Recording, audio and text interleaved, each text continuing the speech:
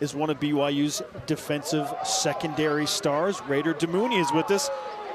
Team Royal, a little connection out there for a few yards. Raider, let's go back to the catch by Rob Daniel. Yep. How about that? What'd you think of that play? We all knew he was going to come in here and take over this game, and so it's funny to see him come out here and make that touchdown, because he told us he was going to play both ways today. So yeah, well, you got, if you're going to talk it, you got to walk it, right? Yep. This defense did a lot of walking to back up the talking last year. Fantastic. Now you've had a full spring to fine-tune some things. How do you feel? Feels good. I think we're all feeling really, really confident going into this next season. We've been in the system for a while now, and so this past spring, just getting more reps and reps at the defense, it's been really good, and we're feeling confident. Mitchell Juergens with the first down catch from Jackson Brown. Raider Damuni is with us during our live coverage from Lavelle Edwards Stadium. Where do you feel like the secondary is going to take a step forward? Because this is a secondary that was pretty good last year, Raider. Yep. I think just from understanding the defense, I mentioned this in something earlier before, but taking control of our assignments, knowing what we got to do, and then also leading other people. And so, like I mentioned, I think it was a couple weeks ago, especially at the safety position, now we're playing more sides, and it's not really free, strong.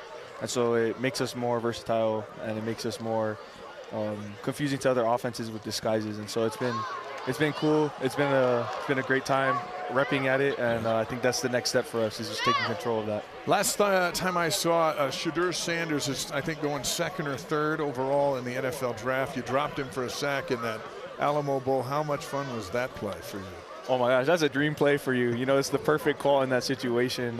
We practiced it all week too, knowing that that's somewhere we can attack during the week. And so when the hole opened up, I'm a C-gap blitzer, just took it. I didn't look back. And you saw you had a clean shot at him.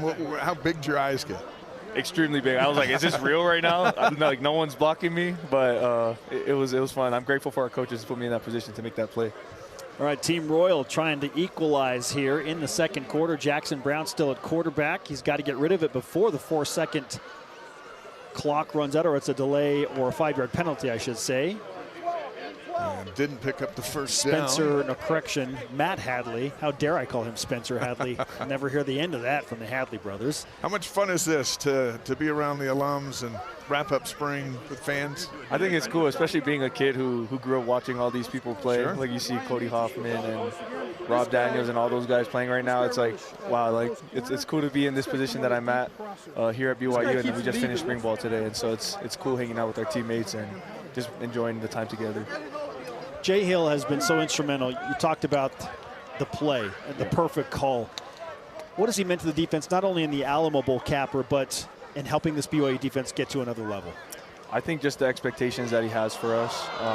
He's someone who demands greatness, and I think that's something that we need as a defense, and something that we all strive to be. He's great, and he holds us accountable, but he's one of the most loving dudes that you can have as a coach, and off the field, he's like another father figure to all of us. And so it's been great learning under him, playing under him, especially just his knowledge of the game. He's extremely smart with it, and so it's been great. He's definitely been a huge factor in us and our success. Hanging out with Raider Damuni here at the alumni football game. Never mind, I actually feel What's going to happen now for you between today, tomorrow's the last practice, and then when you guys get back together for the first practice at the end of July, what goes on to get you better? Just working out. Now we have a little break, but I'm going to go take my wife to Hawaii. It's her birthday, so I'm going to take her to Hawaii. Yeah, and then after that, it's back to working out, getting bigger, getting stronger and faster, and then we come back for summer workouts, I believe, in the middle of May, and that's when we just go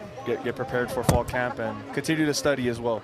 Study and learn our opponents. Portland State coming up, first game. Fantastic, fantastic. Well, you guys were fun to watch last year. 22 interceptions, handful of fumbles. Best in the country, best in the Big 12. That's a lot to live up to. It is, and we're going to keep going. We're going to keep going. It's not done yet. All right, Dave, we're showing a score of 7-2 now. So we need to clarify some things. Yeah, someone needs to come by and go. We believe it's still 6-0 for Team Navy, unless somebody got in the system and is trying to throw a quick one past us. The scoreboard does say 7-2. Okay, it says 7. I'm not sure how Royals scored the Super. They didn't, in fact. But for the moment, it is showing a 5-point lead for Team Navy. It's 6-0.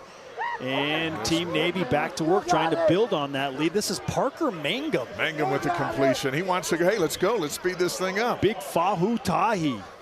Good to see him in LaBelle Edwards Stadium once again. Well, what a force he was for BYU football. Raiders, someday you'll be in this game. Oh, yeah. That's how fast life goes. I was just telling these guys, man, I'm going crazy when we come in this game when I'm an old head.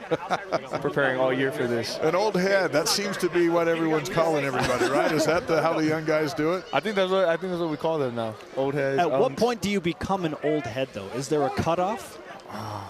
Man, yeah. I think once you reach like 35-ish, okay. you're an old head. Well, I've been an old head for a while. We're way past the old head. Look at this deep ball. Oh, Parker Mangum. Devon Blackman, jump ball. Intercepted.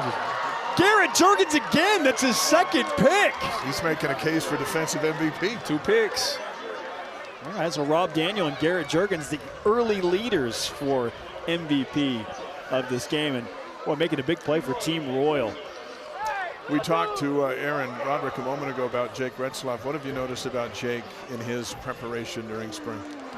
Yeah, he's hard to read. You know, he's someone who can make the big throws, and he's definitely taking over that leadership position as your quarterback. And it's lifted everybody else on the team, especially even though we're going against him every day as a defensive unit. We're excited for him and looking forward to the season that's in there. We're going to hear from LJ Martin just a sec.